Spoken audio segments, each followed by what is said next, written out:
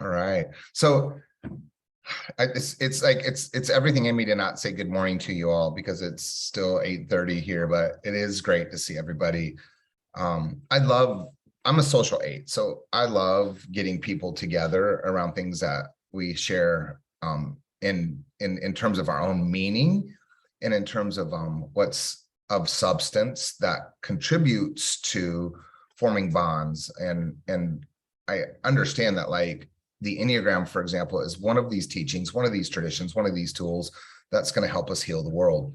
And so I love that. I love that notion. I've said this a lot, and I probably will keep changing how I say this, but my sense is, of course, the Enneagram is less about our personality and it's more about our relationship to love.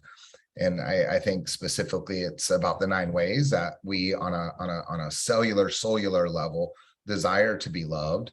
It's the 9 ways that I think feel like we don't get the love that we want. And so it's the 9 ways that we suffer out of that. And I think in that suffering, there's a new kind of invitation. I think in that suffering, it shows us, actually, I can be loved when I learn to love myself. I can say yes to myself. And when I bring that compassion in, then that compassion flows. And that's also what we learn in the Enneagram. Of course, I think with the fixations, like one of the simplest ways to see those is that we ingest it, we perfect it inside, and then we project it outside. And so in that patterning, right, in the muscle memory of that, my sense here is we can only take somebody as far as we've gone ourselves. And that's where, for the Enneagram, it is clearly a teaching for communities, but it's a teaching that we work with here first and foremost, rather than putting on people.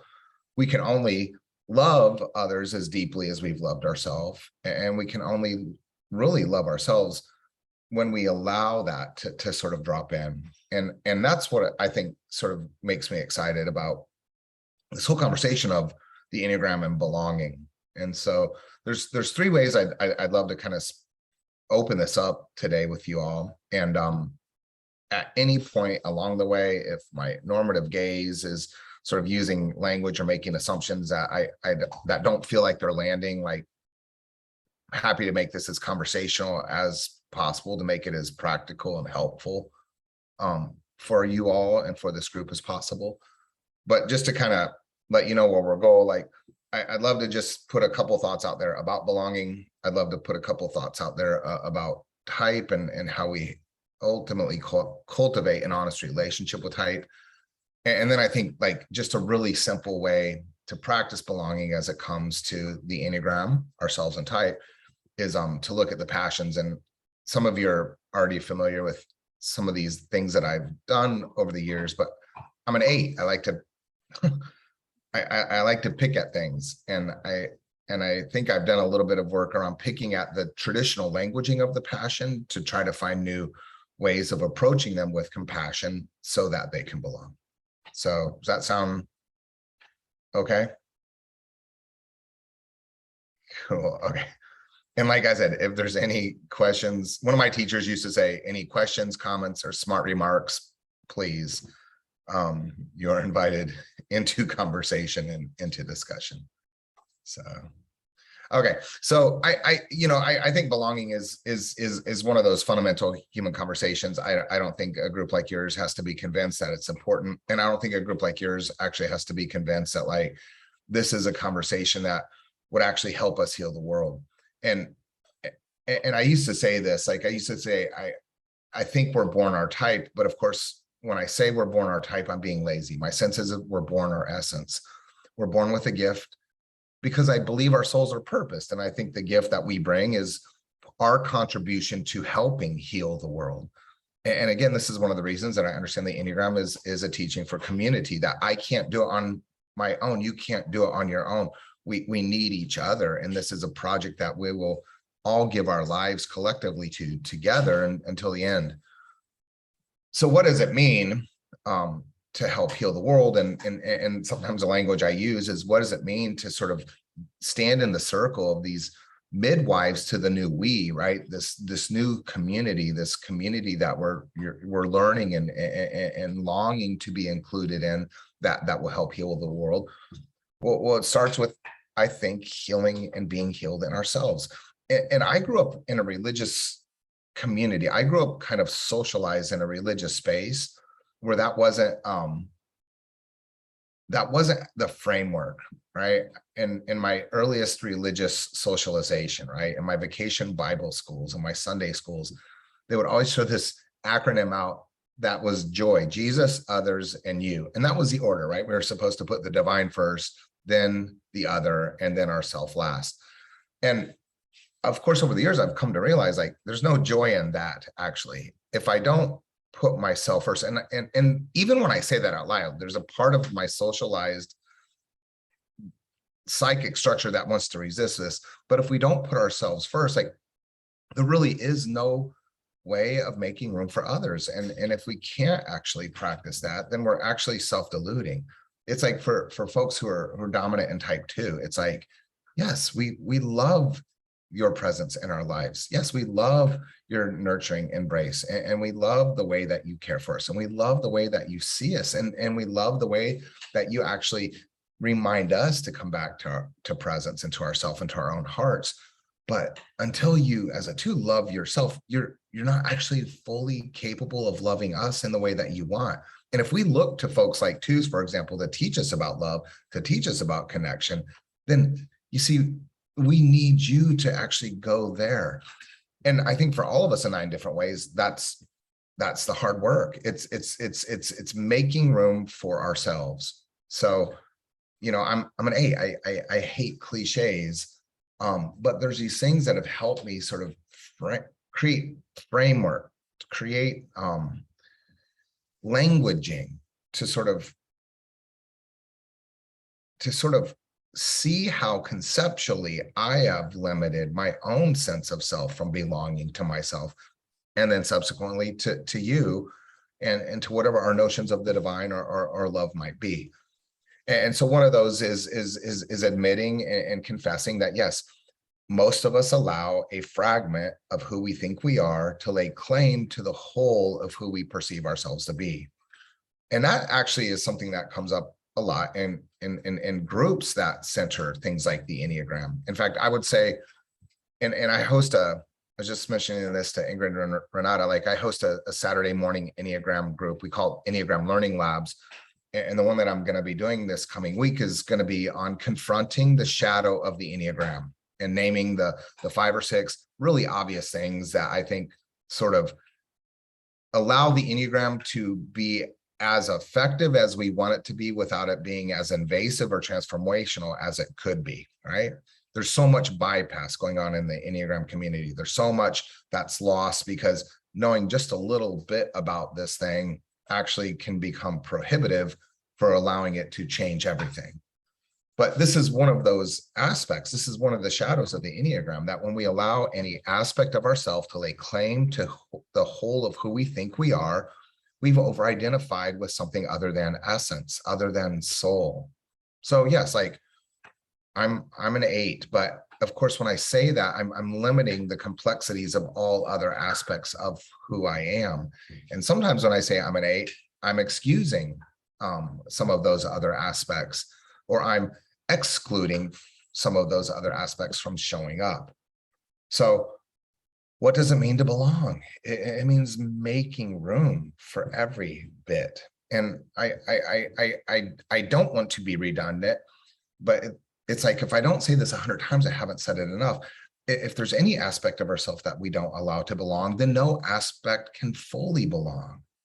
And you see, this is the trick, because the bits that we don't want to belong are the bits that we do park in our shadow, the bits that we don't want to draw into awareness, the bits that we actually don't want to do the hard work of facing and actually compassionately embracing. So when we do a practice like that, welcoming practice, the whole point here isn't to, hey, for me personally, I always have a little bit of a knot under my right shoulder blade. And when I listen to that knot under my right shoulder blade, what is it telling me? It's telling me that I don't feel like I'm in control of a certain aspect of my life. It's telling me that I feel like I'm being controlled by something in my life that I'm not being honest about. And so if I can stretch that out, if I can let go of that, I'm freer to now be less defended, more undefended, and more present to love. And then I let the bits that I'm trying to defend myself from be loved, be included, belong. So this whole conversation on belonging, I think is, like I said, I think it's fundamental. I don't think you have to be convinced that it's important. And I think that what we do here is when we practice belonging with ourselves, in ourselves, we have to be courageous. We have to be honest. We have to actually look at some of the stuff that we try to avoid, that we try to ignore, that we've denied, or that we've created workarounds. And it's painful and it's humiliating. And you know, that's one of the gifts of the Enneagram, that it presses on the stress fractures of our soul, that there's a little bit of ache. And if there's not a little bit of ache, I don't know that we're actually allowing this thing in as deeply and as far as it should come. But when we get there, and when we start to make room, and when compassion shows up, it's expansive, it's liberating, it's freeing, it allows for the levity that Oscar Ichazo used to talk about to come forward. And if you remember, Ichazo used to say, you watch the passion and the fixation cycle in the loop, and you have to develop a sense of humor around that. You have to be able to laugh at it. You have to be able to say, there I go again. There it is again. It's going to keep showing up, and it's going to keep showing up because it's a gift. It's a reminder. It's a reminder that there's these innate, intuitive, subconscious invitations hardwired to our psychic structure that are always, always, always, always pulling us to love. So in my Enneagram of Belonging book, I tried to say this in different ways. And one of the ways that I tried to frame that conversation around belonging was based on how I grew up in religious communities. And you know, there's this formula. It's believe, behave, belong. And that's how we're socialized to think that we belong to group, to community, to associations. When I was a little kid, yes, like my parents were Catholic for a little while. Then I got really, really, really sick. I had scarlet fever, viral spinal meningitis, encephalitis. I was in a coma and I was dying. The doctors told my parents I had an 80% chance that I wouldn't survive. If I survived, I would be blind, deaf, brain damaged, and paralyzed from the neck down. So my mom knew this woman. She had been a nun. She had left the order, subsequently left the Catholic Church. She started to go to this kind of big evangelical, kind of soft, charismatic mega church outside the city. And my mom and dad are in the hospital. I'm their firstborn child.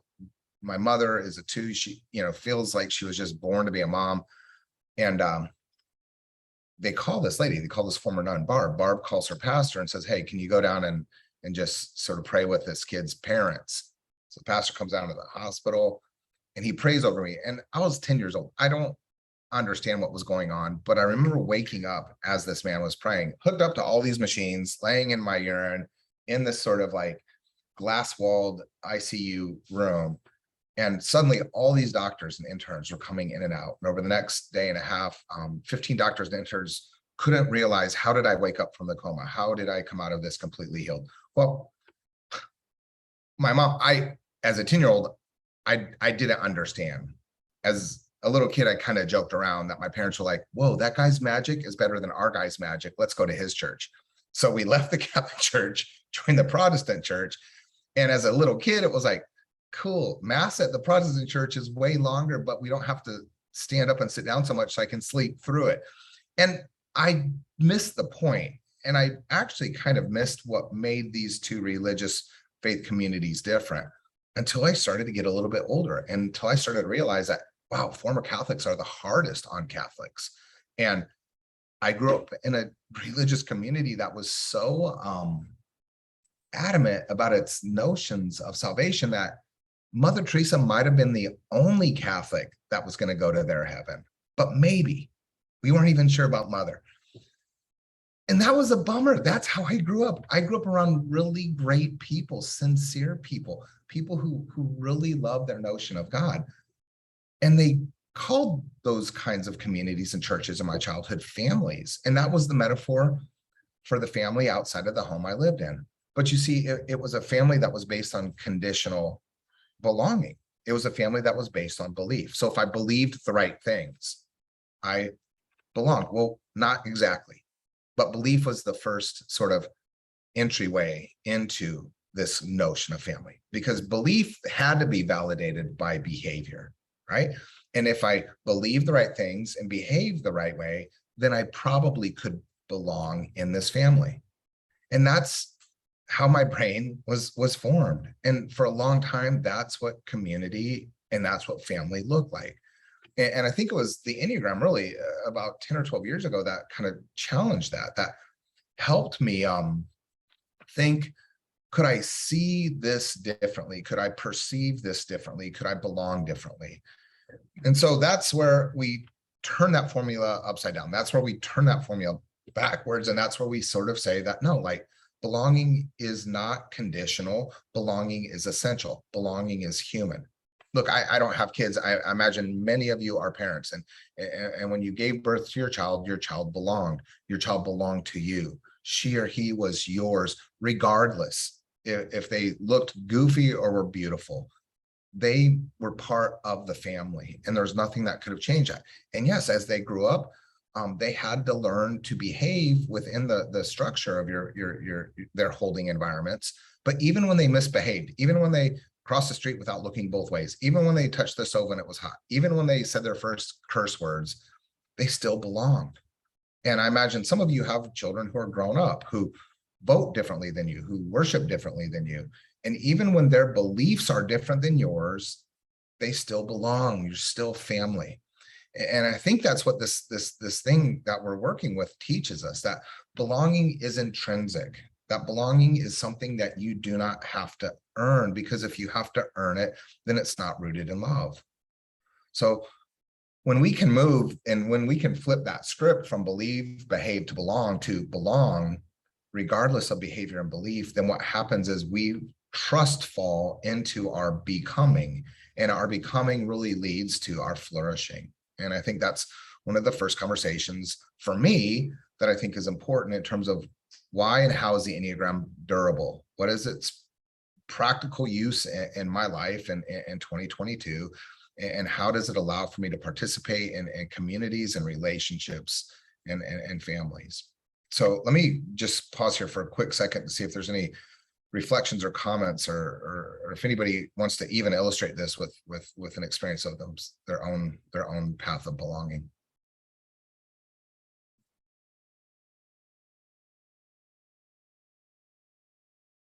I want to just share something that this wonderful man, Bruce Anderson, shared with me. He has an organization called Core Gift, and he takes people on week-long nature walks. And one of the questions that he asks in his retreats as a check-in question is, tell us your story of not belonging. And we all have one. And I think that's something beautiful to bear in mind, that we share our humanity and we also share our feeling of not belonging.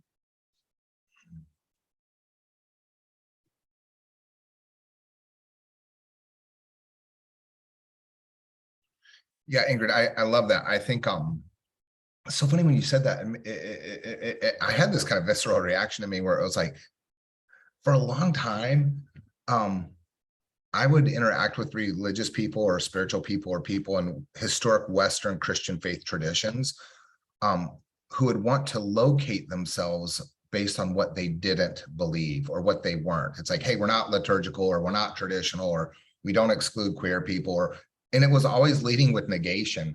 And it used to be really hard for me, because I was like, my response was, but tell me what it is. Like, tell me who you are. Like, tell me what the value or the commitments or the shared convictions could be.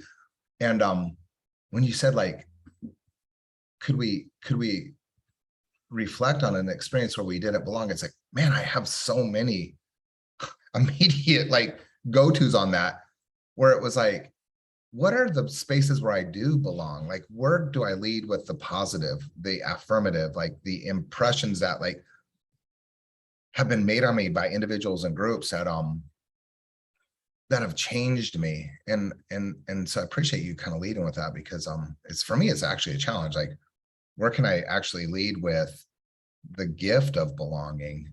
And certainly I have plenty, and I know many of you have plenty as well.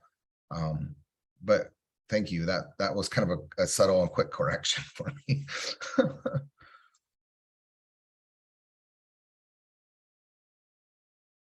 Dave?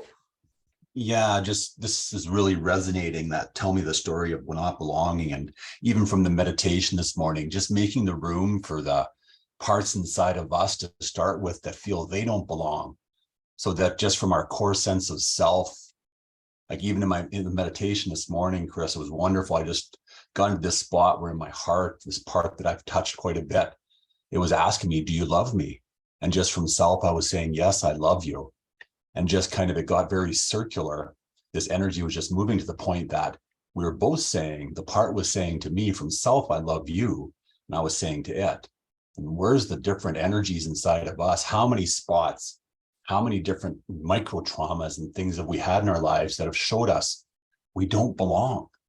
And how have we bought into those stories? And how do we spend time with our parts? Just, yeah, even just right now, just noticing and just being with all those parts that are like, do I belong? And if we can heal ourselves in these communities and talk about this, just that trickle down effect of bringing more wholeness into the world, what does it do?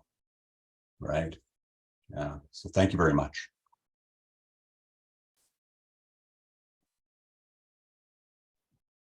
Susan? Yeah, I was trying to find the hand button. Sorry, in there. Thank you. You know, that resonated very much for me, what you were going through, Chris. And it also kind of connected earlier when you first started, you were talking about twos, how the twos need to, like that self-love, because I identify as a two social and strongly along with all the other parts. And I'm struggling with this. I am struggling with love as a two, and this aspect about belonging. And again, a lot in the family system, this first part and how that shows up and where. So I feel a lot in my heart. My heart getting hard is usually one of my first indications in there. But again, in the meditation, I was also finding like constriction in my throat into the heart. And it's around a lot of some of the things I'm working on about belonging, and where I close up my voice, because to belong, do I open my voice? You know, and how I feel like so this is part of my journey, my query, you know, is opening my voice, how I don't belong, because others sometimes may not, you know, the impact on that, on change. So just very interesting and resonating, this whole quick question, what you're talking about. Thank you.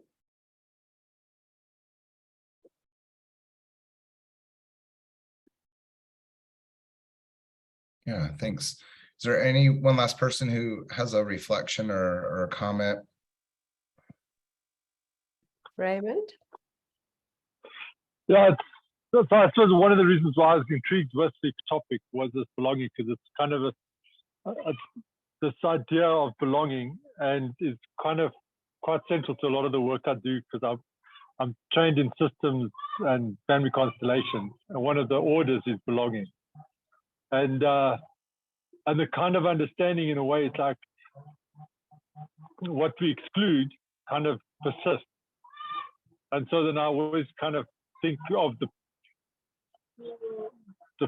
parts of me that I don't allow to belong, and how that kind of finds its way back into my system, you know, like an underhanded way to kind of balance it. And what I find quite helpful is to kind of remember that we all have the right to belong equally. So when I kind of remember that, that kind of helps root me in this idea of belonging, what belongs and what doesn't. And I've also become quite aware of, like, the sense of belonging comes from when the community agrees that I belong. So that's, for me, it's quite an important shift or a movement, is when when the people agree I belong, even though maybe I don't feel I belong. But when the community says, yeah, but you belong, you have a place with us, you are one of us. And then I kind of land in that place of really kind of recognizing, yeah, actually, I do belong. And as I'm saying it, and I think about the price of belonging. And there's always a price to belong. And so when I reflect on this community, in a way, the price of belonging is showing up. And over the years, I've shown up now and again, and then I attend, and then then I don't show up. And then I wonder, am I prepared to pay the price of belonging to this community? Especially when you were talking about at the beginning, and you were telling us how you recognize this to be a community of support and a community where people help each other. So that's kind of where I'm feeling quite challenged by at the moment.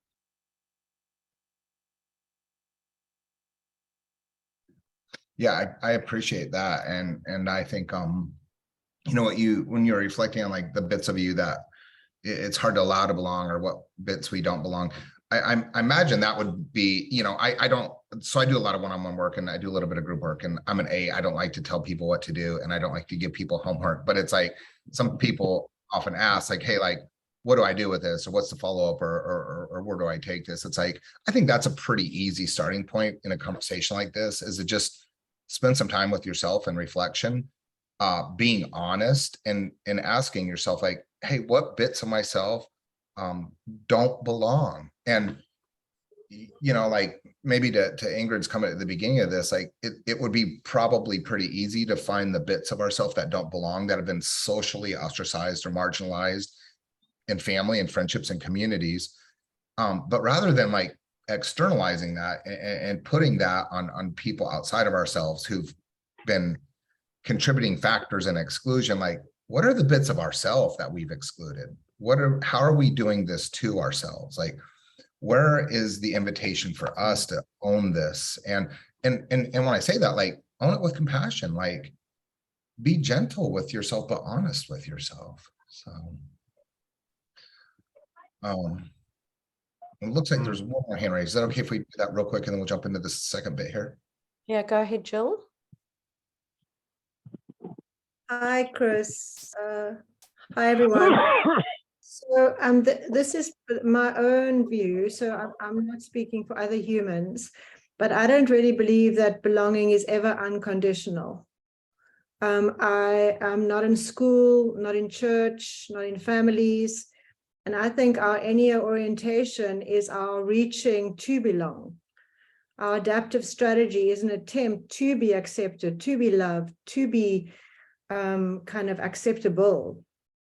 So for me, my journey is to belong to me, to return to me, to figure out underneath all that adaptive layering, kind of who am I, and how have I lost touch with myself in the process of doing my strategy, and, you know, trying to have the family be proud, trying to, you know, giving my parts of myself away in the process. So I see it as an individual journey, returning to my heart and myself.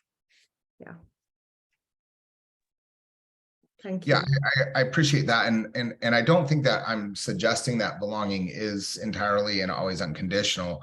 In fact, I think you're right. Like, I think to a certain extent, belonging is dependent on us. Like, am I capable of being in a community? If it's a religious space or it's a neighborhood association, am I capable of being a contributing partner in a relationship? Am I capable to actually belong to a group like this? And if there are bits of myself that I am in conflict with, or if there are bits of myself that I'm not being honest with, then in a sense, even if it's on a subconscious level, it's as if I'm self-selecting not to belong. And so I think the point that I'm trying to make is, perhaps, could it be, could this be the tumbling forward? Could this be the consistency of, like, when Richard Rohr said, Father Richard Rohr says, the way that we do anything is the way that we do everything. And can we find the places of ourselves that don't belong and actually look at that as a mirror of, and this is how I exclude others in my life, right? Because we know this is what the Jungians tell us, that the things that trigger us the most in others are usually unresolved aspects of self. And I think that's the point I'm trying to get at. Not that belonging is unconditional, but that, you know, belonging is the continuation of self-acceptance. It's the evidencing of compassionate love. It's the showing up and being honest and truthful here, so that we can actually create honest and truthful spaces where there is room for you to belong, even if you're not ready, and even if you self-select, there's still space. You're still welcome. And these then become spaces to practice flourishing. These become spaces of stumbling forward into love, into grace. These become spaces where, and it looks like that's what you have created here in this group, spaces of practicing that, right? So appreciate you saying that. It's an important distinction. Hopefully I didn't miscommunicate something. All right, great. You can go ahead, Chris. Okay, so then the second thing I wanted to tackle then was in this conversation of belonging, and when we bring it into conversations with the Enneagram, I like to sort of frame this as learning to cultivate an honest relationship with our type. And like I said, I think one of the shadow elements of the Enneagram is the over-identification of type. And I think that leads to lots of bypass. And I think that leads to actually lots of self-justification for not growing. So, you know, I had a conversation recently with someone because I'm an 8, and you know, 8s are among those in the future orientation as our types relate to time, right? And I'm sorry, I know this is a reminder for most of you, but 4s, 5s, and 9s are past oriented or have a bias towards past. 7s, 8s, and 3s, we're future oriented, or we have a bias towards sort of living in the future, perceiving the future, or obsessing or anticipating the future. And then 1s, 2s, and 6s, you know, these are the present oriented types. And in communities specifically that form around religious or spiritual traditions, wisdom traditions, teachings like the Enneagram, it almost seems like there's a bias for the present. And I don't think that that's necessarily bad.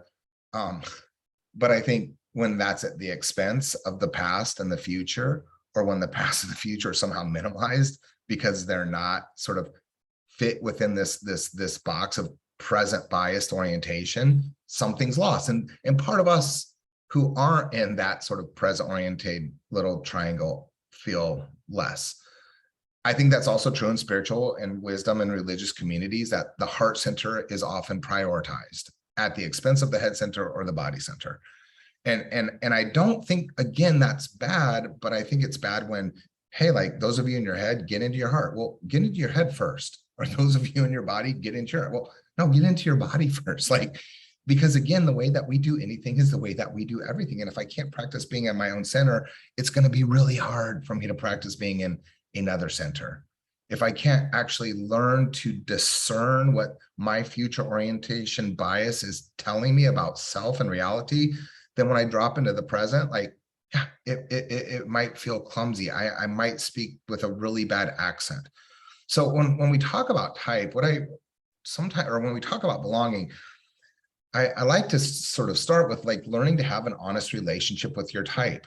And I simply illustrate that bias for the present, or that bias for the heart, as a way that I have felt in the past that my type isn't good enough, or I don't have one of the better types, or a preferred type, or as an 8, I got the worst one of all of them. And I think in 9 different ways we relate to that. I think probably everybody but 7s at the outset of learning the Enneagram don't want to be their type.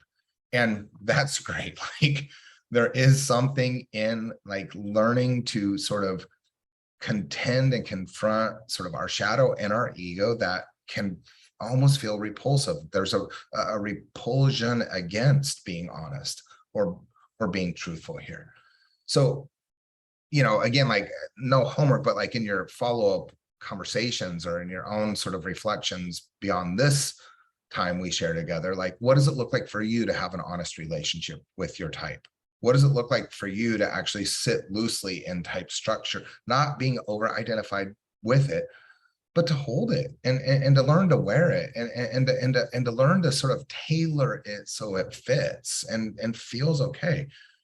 Because you know this, in the old days of the Enneagram, and that was in the 80s and 90s, because this had, at least originally in the West, been leaked through Jesuit communities, it was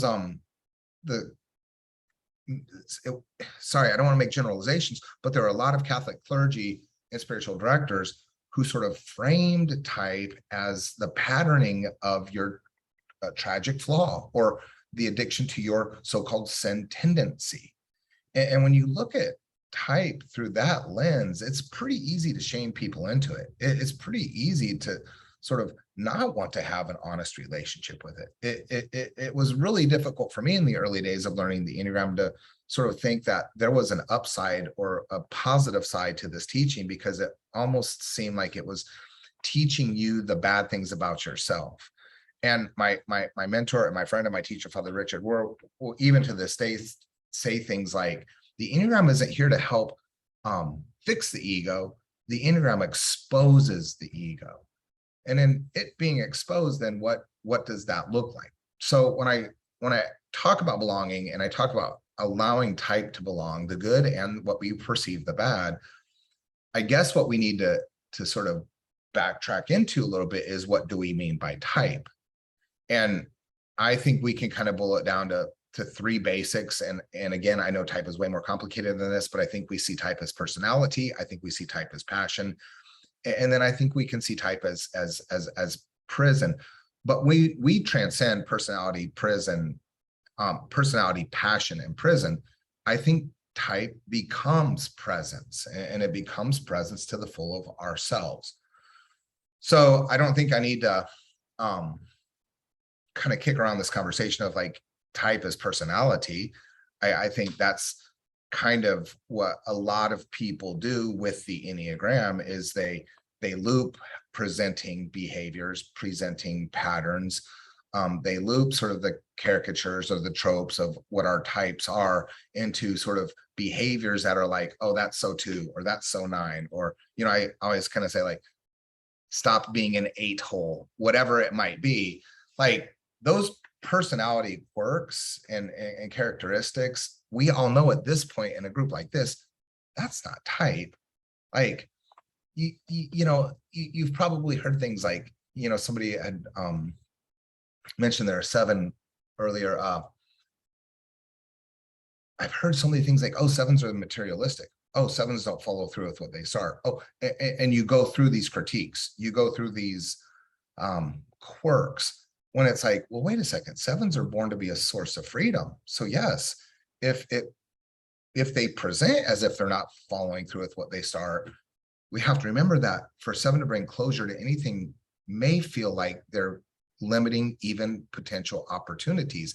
And if potential opportunities no longer present themselves or exist, then yes, freedom takes a hit. And anytime freedom takes a hit, part of the 7 feels like they're dying.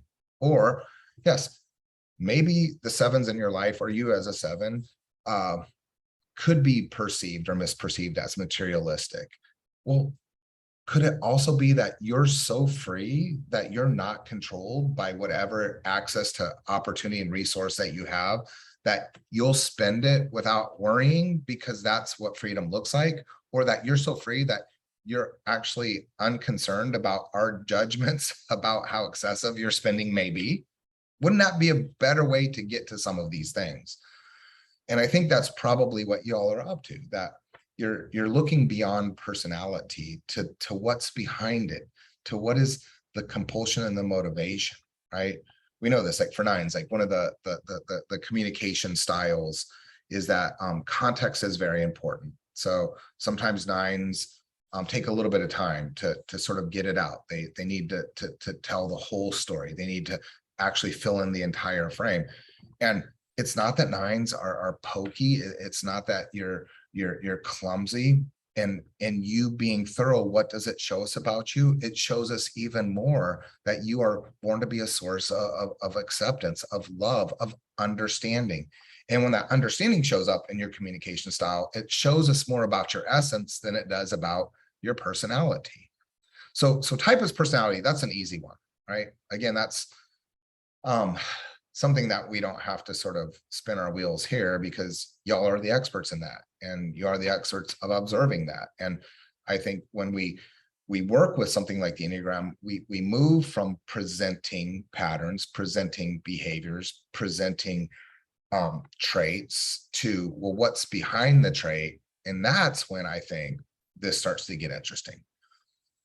That second bit, personality as, or sorry, type as passion, it's kind of what I want to focus a little bit of time here on, because in the 80s and 90s, like I think the Enneagram really was presented through its passions. And I think that was sort of how it was led. And I think that's how it was framed for a lot of us. And if you kind of didn't grow into this in the 80s and 90s, and if you came to this later, good for you. You're actually pretty lucky, because those are some pretty heavy days, like I said earlier, of being shamed into type through the shape of your sin tendency or your tragic flaw.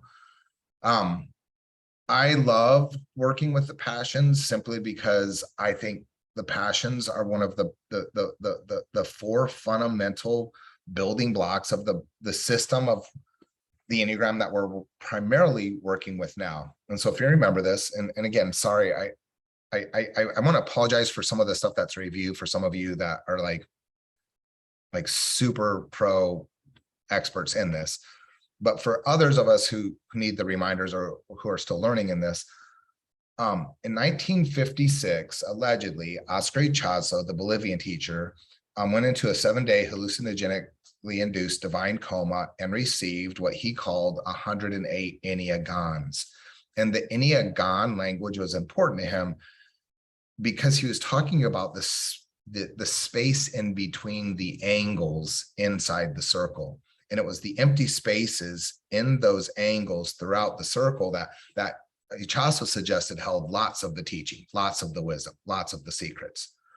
Well, Oscar Heuertz spent, of course, the next 15 years developing these 108 Enneagons. And what Heuertz said was, if you take these teachings together as a collective, right, if you kind of stack them up, it leads to the clarification of human consciousness. And that's what he meant by enlightenment. And then that was one of the promises that his Eureka Institute kind of offered as one of the outcomes if you give yourself completely over to this.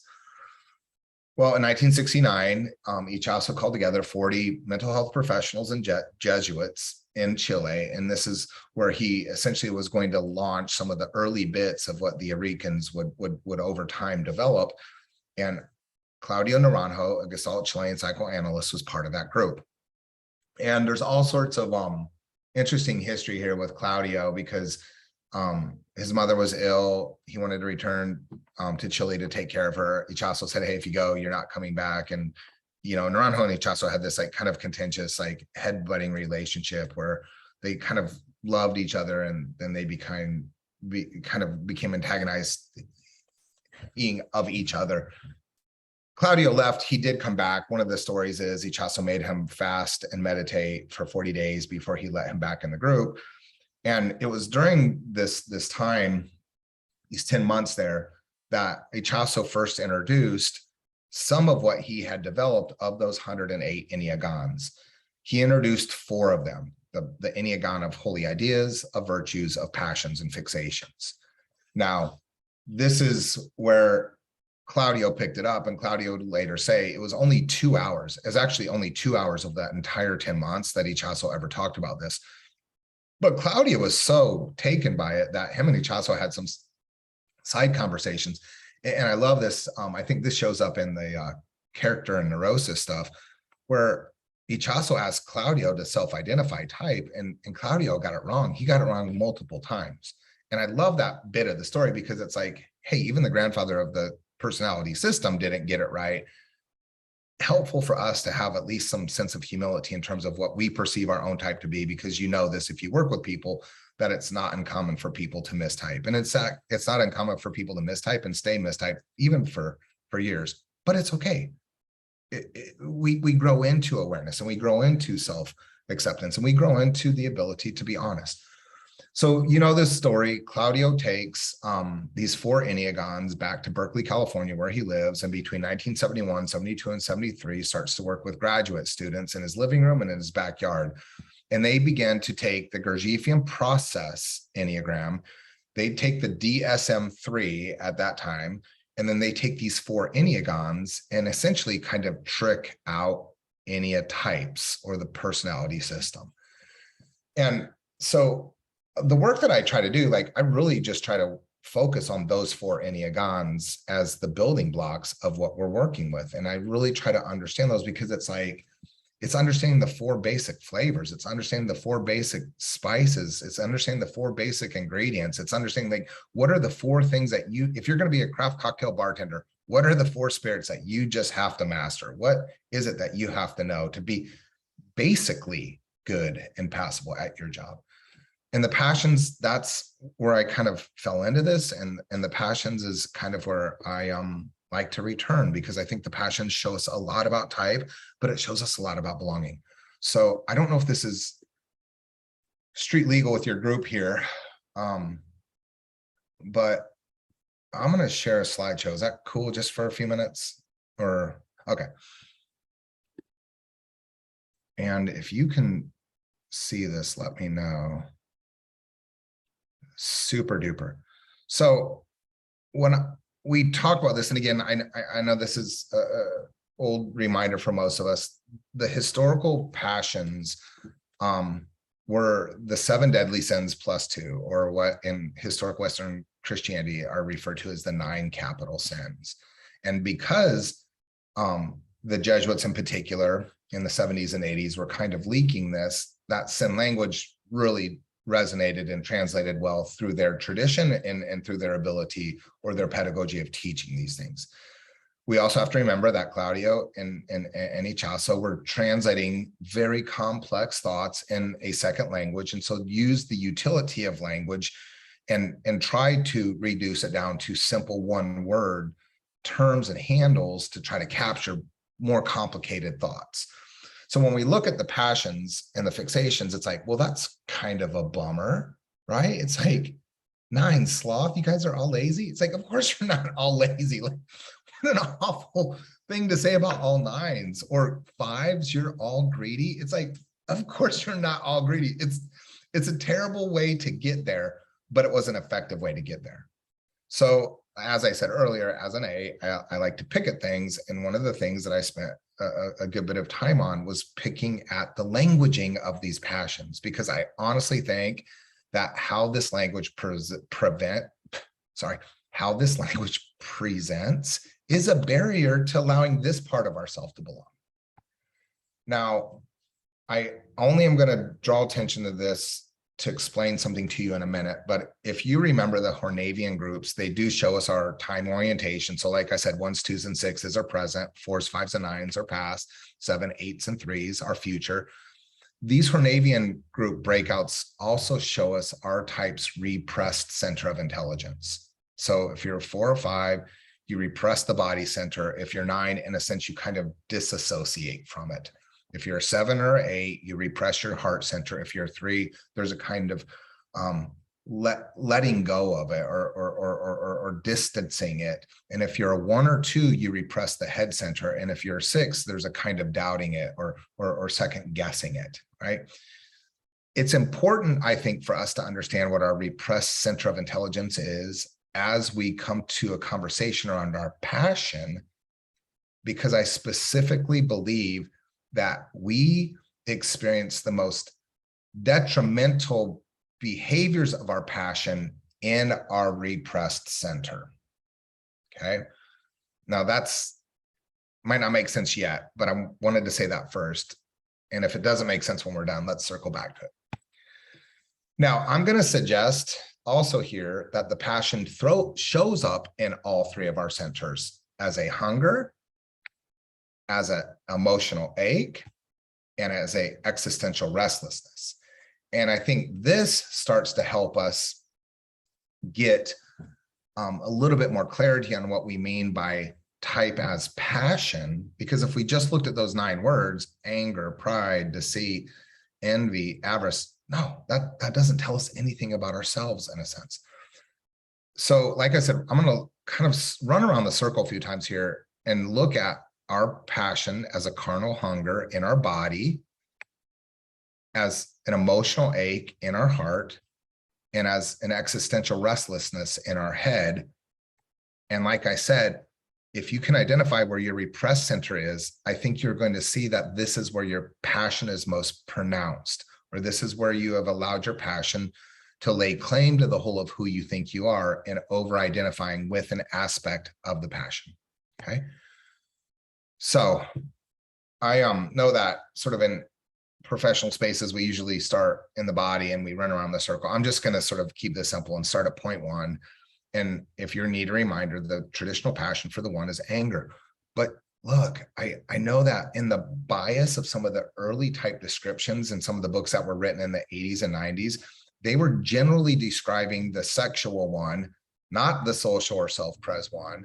And the sexual 1 is the 1, of course, that is at least more comfortable in terms of expressing their anger.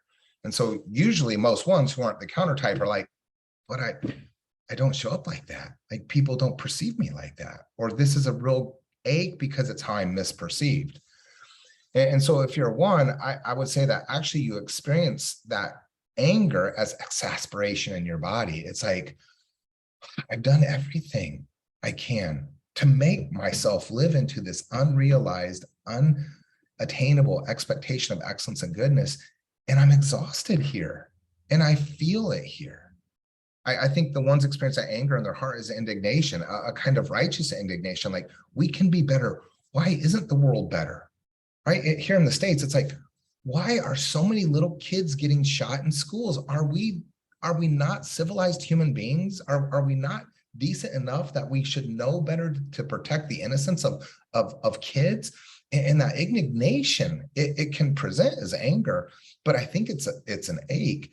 And so then I think the 1 takes that anger into their head as irritation. And it's just like, man, everything is getting on my last damn nerve because nothing can align with what we've all committed to, with love, with truth, with beauty and goodness. And I think when you look at anger in your body as exasperation, and your heart as indignation, and in your head as irritation, now we start to get to a little bit of a different relationship to what do we mean by type, if type is passion. Because if we simply say 1s are angry, we've missed the point. We all know this. Anger is disguised sadness. And so 1s actually aren't the angriest of the types. They're probably the most honest with the sadness of being human. And now can we start to have compassion for the 1s in our life? And as 1s, can you actually have compassion for yourself? Right? 2s, pride. What a bummer for 2s to get pride as the passion. When in fact, sometimes 2s present as the not meek as in like making yourself smaller, because my old football coach said meekness is an iron fist and a velvet glove, but like self-deprecating. And yes, false humility actually is a cousin of pride. We know that. But could we actually look at the pride of the 2 as denial in their bodies? Oh, I don't need your help. I'm here to help you. Or I don't need your assistance. I was born to be a support to the world to help meet the needs of everybody else. Well, clearly, if you deny your own needs, if you perceive that you don't have needs, yes, I can see how that shows up as a form of pride. So we see that 2s take that pride into their hearts as presumption. And this is where you hear 2s say like, man, I wish you would have invited me to dinner. I wanted to try that restaurant. Or I thought, I wanted to see that film. You see, 2s know how to love us. And so they presume that we know how to love them. And when we don't love them the same way that they love us, it's almost surprising to them. That presumption can be a form of pride, but that presumption, just like the anger of the 1 is sadness and ache, that's an ache in the 2. And when you hear the 2 sort of lead with, I thought you knew, or why didn't you? Yes, there's deep ache. That's a deep emotional pain. And now that hopefully elicits compassion. So that then the 2 brings that pride into their head center as self-abnegation. And self-abnegation is giving yourself away at your own expense. And then you see how the fixation kicks in here, flattery. Look at how loving you are. Look at how good you are. Look at how sacrificial you are. And like I said earlier, we ingest and internalize, perfect these fixations, so then we project them outside. So again, could we look at pride as denial, presumption, and self-abnegation and find a compassionate way to get there, to make room for 2s in our lives, but for 2s to actually allow for this part of you to belong. For the 3s, man, what a bummer to see. It's like, I think when 3s sort of get lassoed around this notion that like, hey, you're probably all liars, it bums them out. I do so many sort of online and some in-person stuff with the Enneagram, and 3s almost never show up. I think there are over 100 names on my Saturday group invite list, and 3 of them are 3s, and infrequently one of the 3s will get there. So there's probably lots of reasons for that. Like 3s probably have their whole life already sort of planned and booked out, like it's in advance, or like 3s probably pivot to the thing that they think is most important in the moment. Or 3s are just like, I'm not a liar, man. And if you're going to say that the seat is my thing, is my type, is my passion, yeah, not interested, and checks out. So I think that we can look at the deceit of the passion of the 3 more as the elusiveness of them actually not in their own bodies being truthful with themselves. And I think that elusiveness or illusion is kind of how we start to see deception show up to the 3s. Because, right, if the 1s are self-resenting, the 2s are self-denying, of course, the 3s are self-deceiving. And I think it starts here. I think in the heart of the 3, that deception shows up as subtlety. And the subtlety is, I don't know if everybody else can handle the full truth or every element or aspect of the truth. So I'm just going to parse it for you. I'm just going to give bits of it to you, which then naturally leads into the head center of dissimulation. And the dissimulation is, I can break the truth up into its most appropriate parts for who I'm with or the group that I'm with, that now I've done this to myself. And that dissimulation of the truth isn't explicit dishonesty, but what's implicit about it is there needs to be a return to bringing it back together. And so for the 3, this is, I hope, a compassionate way of getting there, of allowing the passion to belong. Because I don't think that when the 3 is dissimulating the truth or being elusive, that they're trying to be dishonest. In fact, I almost think that in most cases, the 3 here is trying to be inclusive, to try not to be harmful or offensive, to actually trying to protect somebody from being hurt by bits of the truth that they think would be overwhelming. And that's what we're doing to ourselves, you see. For the 4s, right? Envy, jealousy, that's a bummer, because I think in the body of the 4, there's yearning. And that yearning is, there's more depth, there's more meaning, there's more beauty in the world. And I wish I could actually be connected to it, because in that connection I may know myself, but I wish we could continue to contribute to it together. So the 2 takes that envy into their heart, and this is where, the 4, and this is where I think the 4 suffers that sense of abandonment. It's not jealousy, it's, I don't know why I don't belong in the way that you belong. I don't know why I have to be excluded or misunderstood or so pushed to the edge that I don't get to participate in the center with the rest of you. And that abandonment does create in the head center of the 4, that longing to become part of what it is that the 4 sees meaning in. So again, like I said, I think hopefully this is starting to get really easy to see, but these are compassionate ways of allowing the passion to belong for ourselves and hopefully for others.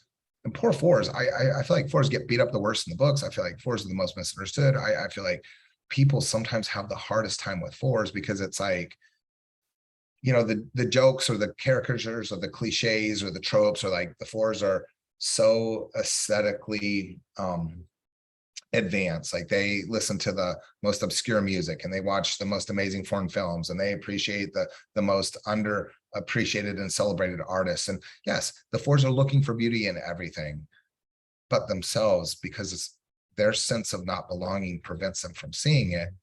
Well, yes, this is how we get there, with compassion Fives. I love fives so much. And of course, fours and fives sit at the bottom of the circle. Fours shouldering the entire emotional weight of the Enneagram, fives shouldering the mental weight and the angst of this.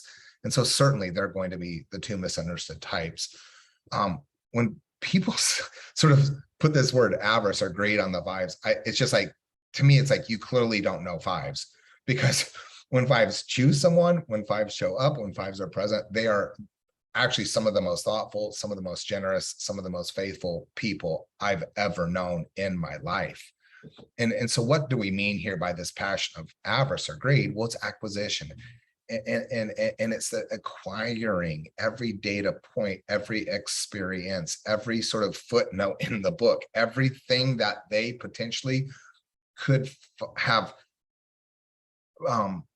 access to for the stability and security of those that they care for. And in the heart of the five, I think that avarice is sequester. And I think that sequestering is a kind of protecting, because I think the heart of the five is actually way more tender than most of us realize. And so in a sense, to sequester it is a way of protecting it, because when the five feels so deeply. And so to protect the feeling of that depth is protecting the potential for pain. And as misunderstood as the fives are, that pain actually goes so much deeper than any of us would realize. In fact, the fives are masters at disguising it, the presenting or the sharing of that pain in the world. And then I think that acquisition, that sequestering, it moves into the head as avidity. And of course, fives are avid learners, avid readers, avid students, whatever it is that they're interested in. But we know this, it's less about them being curious and more about them being caring. Because the more that they can understand, the safer that they will create reality for the world, for themselves, and for ultimately the people they care for. And now all of a sudden, it's like, wow, I get it. Fives aren't greedy. Fives are generous. And this is why they go up and into their heads. This is how they're trying to show up to help heal the world. Sixes, bummer for six is you get punched twice. You get fear as passion, and you get cowardice as the fixation. And that's a pretty awful one. Cowardice. It's like, oh no. I think that fear is the fret in the body. And you see that in the somatic gives of sixes. Like my little brother's a six. He's always wringing his hands, always wringing his hands. It's just like he can't stop fretting about what could go wrong. He might be in the backyard working on the barbecue and his little girl's playing around, and he just has to move every can of soda, everything on the corner of a table, because something's going to go wrong. And that shows up in the body, the activity, that guardian nature of six. I think the six takes that fear into their hearts as doubt. And I don't think that that is a kind of doubt that is kind of one of the cardinal sins of historic Christianity. I think that's a doubt of the cowardice. It's the fixation. Like, let me worst case scenario think this through so that we'll all be okay. And I'll make myself even go to the most horrible places of where it could go. And when I work through one contingency, I know there's has to be a second one. So I'm going to doubt my solutions until there's no more way that things could be as bad as I would fear them to be.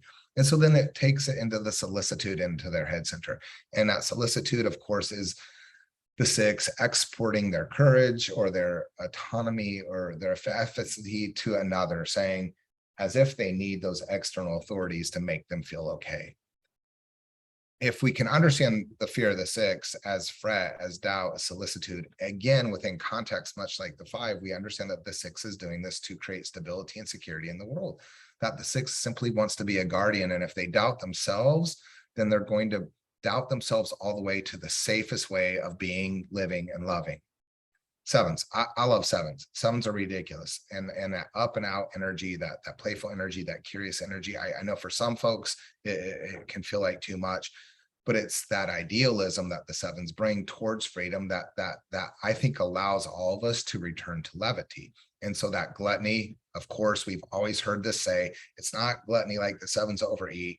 It is the overuse of whatever brings the seven pleasure so that they'll avoid their own pain. Well, that's the veracity of the seven.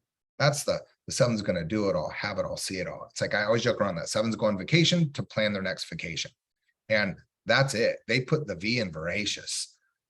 That insatiability probably is what we mean often by the gluttony of overdoing everything that brings them pain, because they somehow can push further, go harder than the rest of us. And so the sevens take that into their mind as that preoccupation. And of course, that preoccupation mimics or is the echo of that anticipation of the fixation. But that preoccupation is also what keeps the seven painfully disconnected from the present, because they know, right, that whatever it is that they're enjoying now will eventually have its end. And so let's get to what's next, so that there's no space, there's no gap, there's no moment of, well, it's just me and my heart. Eights. I am kind of bummed when we go through the traditional hit list of the passion as an 8, because it's lust. And it's like, well, that's kind of a bummer, especially if you grew up in a historic Christian faith tradition. And of course, Father Richard Rohr and others say, well, no, it's intensity. That's what we mean here. But I do think, to be honest, as 8s, it's in our body, it's desire. And this isn't simply sexual desire. This is simple desire in our bodies. But I don't think a lot of us have been socialized or equipped to know how to honestly relate to desire. So what do we do as 8s with that lust? We bring it to our heart as excessiveness. And this is where 8s can be almost overwhelming, can sometimes be smothering, but the excessiveness is also where 8s push really far. And you know this, if you're an 8, our relationship to burnout is a tricky one, because we can push so far. We often push as far as possible until it's too late. We almost never actually learn to walk up to the line and relate to the line beyond which is burnout. But as 8s, that lust also comes into our mind as unconsequenced thinking, impulsiveness. And that impulsive relationship to desire, of course, creates excess. And then, of course, the 9. This is the one that really bums me out a ton too. 9s aren't lazy. Yes, 9s can be lazy, and we all can be lazy in 9 different ways. The sloth for the 9, I think, is the symbol of the love of the 9. So I believe that 9 feels that sloth in their body is fatigue. Can you imagine how exhausting it must be to be harmonizing your external world all day long, to be building bridges between people that can't hear each other, won't understand each other, can't see each other, or make room for each other? Yes. So the exhaustion of the 9, I believe, presents as fatigue, or experiences as fatigue. And yes, and then that can present as a form of sloth. I think the 9 brings that sloth into their heart as lassitude. And I understand that a lot of the folks would say that 9s are apathetic. I don't think 9s are apathetic. I think 9s are loving. And I think lassitude is the exhaustion from love. It's the wringing out of every last milliliter of love in your heart. And yes, that can also be exhausting. So then the 9s bring that sloth into their head as numbness. And at the end of the day, I flip the switch. And yes, I turn on Netflix and I'm going to veg out, or I'm going to eat all the ice cream, because that numbness allows for the 9 to reset and to start over the next day, caring, understanding, including, mediating, listening. And so, yes, 9s might present as lazy, but I actually think it's the exhaustion of externalizing love. And I think in that you can see, I think you can see that in 9 different ways. If we could internalize love, we would correct how then these passions show up in sometimes harmful ways in our life. So, like I said earlier, if you can look at your repressed center here and then bring this back over, I think this is where probably your passion shows up most pronounced. So I think if you're a 1, I think that irritation is how we perceive, or you probably experience, your passion of anger most acutely, but also less honestly, because like I said, I think it's really a kind of grief. For the 2, I think that passion of pride primarily shows up in the repressed head center as self-abnegation, giving yourself away at your own expense and convincing yourself through the fixation of flattery that you're loving. I think for the 3, it's the subtlety of the passion of deceit that shows up maybe the most pronounced and most self-deceiving. For the 4, I think it's the yearning, where it probably is most acutely experienced and suffered. And I think for the 5, it's the acquisition. For the 6, it's the solicitude, it's that self-doubting. For the 7, it's the insatiability. For the 8, it's the excessiveness. And for the 9, it's the fatigue. And now if we can understand these as compassionate compulsive motivators behind the passion.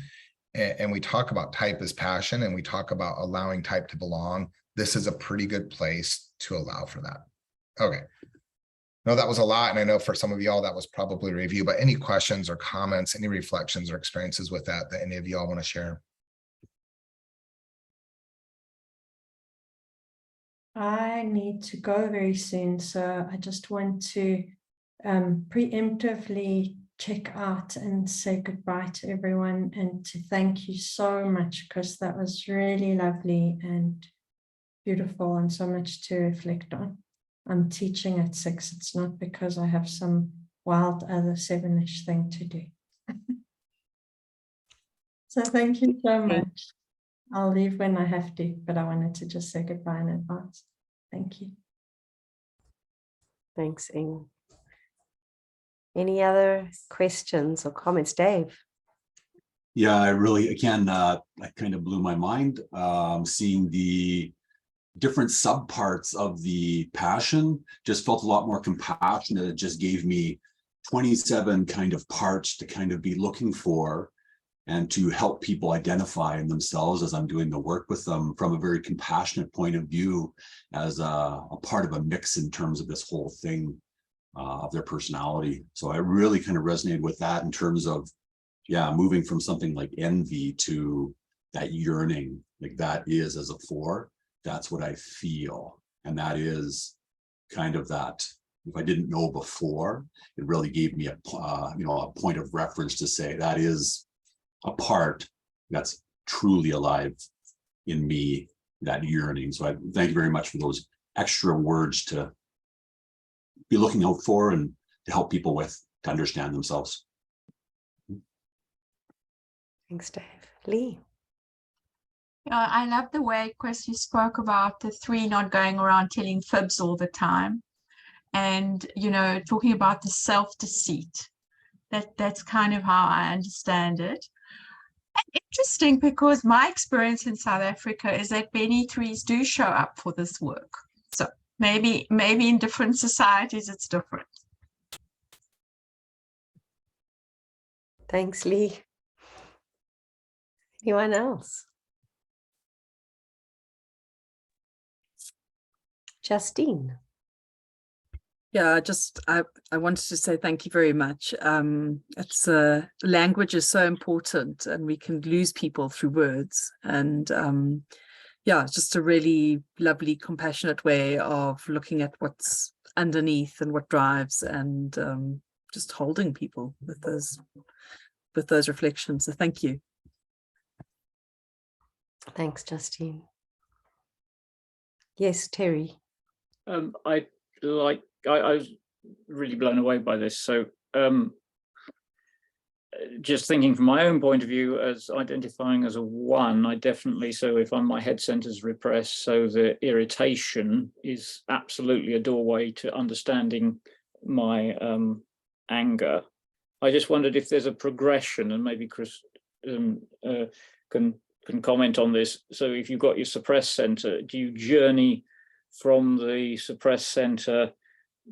Is there a sort of transformational journey by going from the one center to the other to kind of get more in touch with it, or redeem it, or open up, or belong?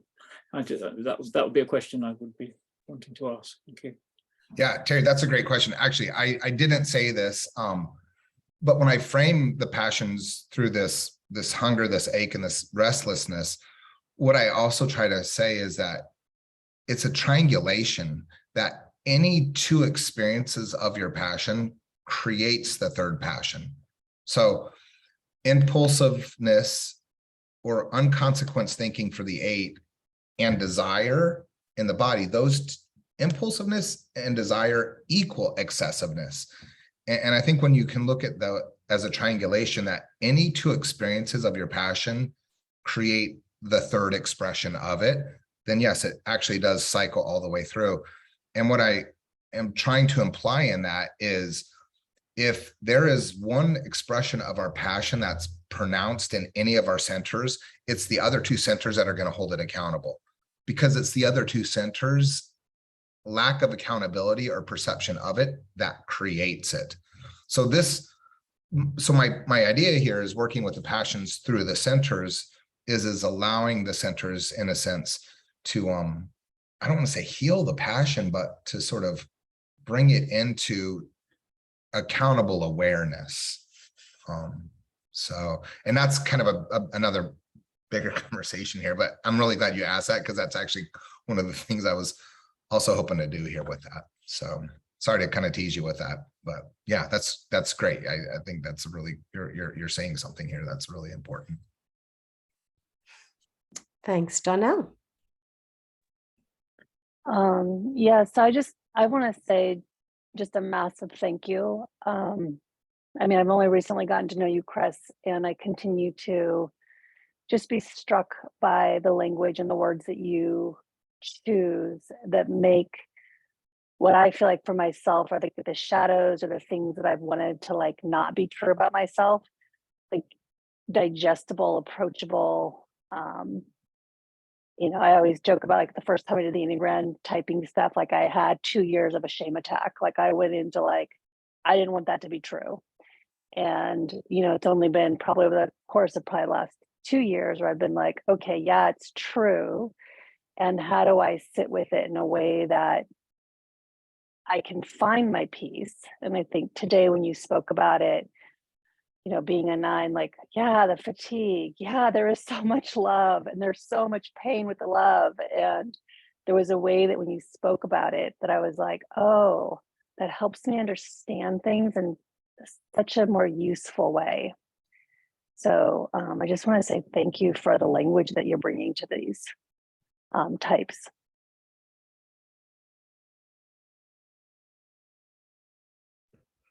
Thanks, Donnell. Anybody else? Jill. Chris, I just really want to say that when I'm a 1, so when you spoke about the sadness, it kind of like hit me in my chest, because I got that, like I really got that, because I couldn't always really relate to the anger. I could feel the irritation and sometimes the resentment, but the sadness, I haven't really articulated in an overt way. So that was a real, yeah, I actually feel quite emotional about it. So thank you. Yeah, thank you, Jill. David.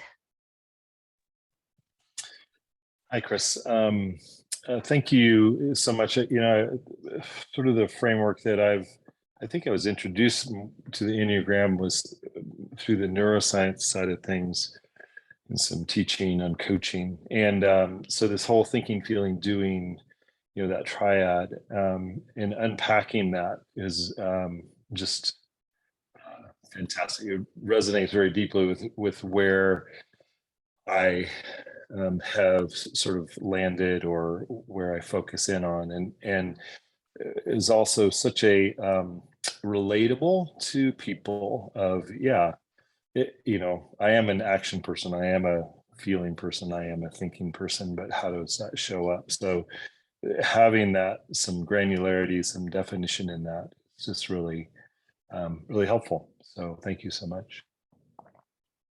Thanks, David. Chris, I have a question. The sentence, I didn't catch it. I was writing notes. We experience the most something of our passion in our repressed center.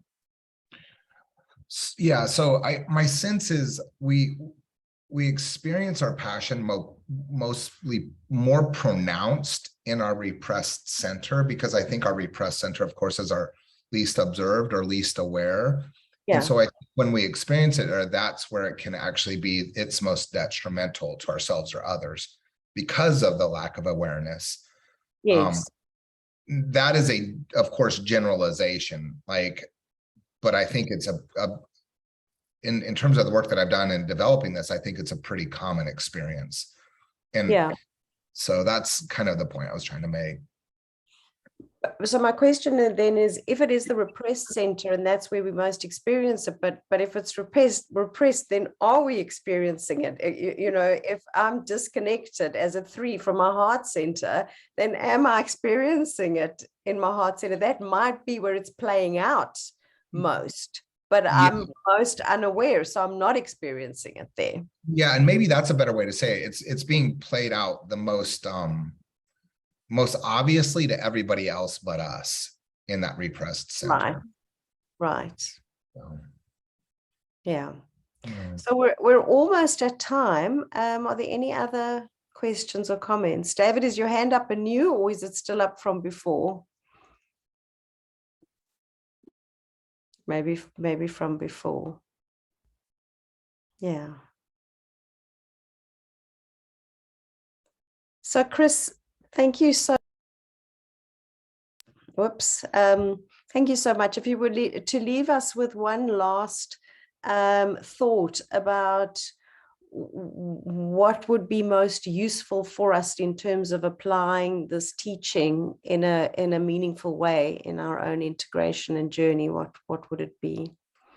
Your final shots. Yeah, I just think in a conversation around belonging and understanding type and working with our passions, and if we could just really be compassionate with our passion, I think we would approach the Enneagram completely different, see ourselves completely different, and make room for other people in a more inclusive and affirming way. Beautiful. Thank you. All right. Well, thank you, Chris. If there, we always say to our speakers, if there's anything you want to advertise at the end now, please feel free to punt your work or anything that you might want us to be aware of in terms of what you offer in the world. I just launched a certificate program, video curriculum, that has some really good supplemental materials. And so it's the integral studies of the sacred Enneagram, but then I bring in like the old Gnosis interview with Claudio and the Psychology Today interview with Ichazo, and about 50 or 60 classic from the archive articles from the Enneagram Monthly. If any of you are interested in that, I'd be happy to create a discount code for your community here. So maybe through Renata or Ingrid, you could just reach out to me and I can facilitate that. But thanks so much for including me. You're such an amazing, lovely group, and such great hands with Ingrid and Renata. And you really are doing important work here to help heal the world. So thanks, Chris. So Chris, if you send me the details and a code, I will make sure that we send that out to the larger community, because I know a lot of people are also going to be watching the recording. Thanks all for being here. Wonderful to see you all again. And thanks so much, Chris. What a delight and a joy and a privilege it has been to have you share with us. And if you ever have any new ponderings, that we would be very happy to have you back to share anything else that you've got to say. So yeah, thanks everybody. Love you madly. Bye. Adios, amigos. Thank you. Look forward to seeing you again. Thank you so much, Chris. Thank you. Bye all.